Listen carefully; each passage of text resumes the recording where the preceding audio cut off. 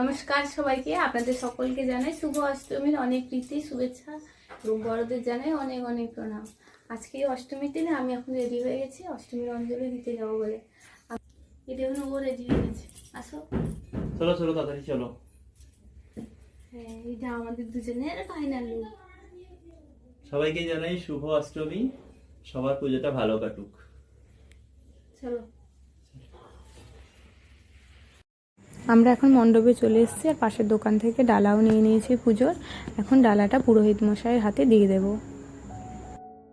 আমাদের বাড়ির সব থেকে কাছে জানেন দুটো পুজো হচ্ছে। এখানে একটা মণ্ডপ তৈরি হয়েছে আর একটা মণ্ডপ এই পাশেই আছে।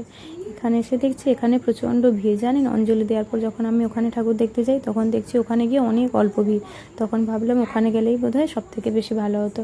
আপনাদেরকে একবার এখানকার ঠাকুরটা দর্শন করাচ্ছি। আপনারা একবার দেখুন কি দারুণ সুন্দর হয়েছে। মায়ের মুখটা অপূর্ব সুন্দর বানিয়েছে।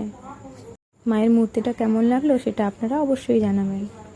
আমাদের অঞ্জলি দেওয়া কমপ্লিট হয়ে গেছে। এখন বাড়ির দিকে রওনা দেবো। বাড়ির দিকে যাওয়ার আগে পুরোহিত মশাইয়ের কাছ থেকে ডালাটা নিয়ে নিলাম আর মায়ের কাছ থেকে মায়ের পায়ে সিঁদুর নিয়েছি।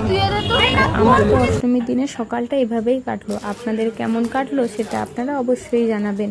সবশেষে আপনাদের সকলকে জানাই শুভ শারদীয়ার অনেক প্রীতি শুভেচ্ছা এবং অভিনন্দন।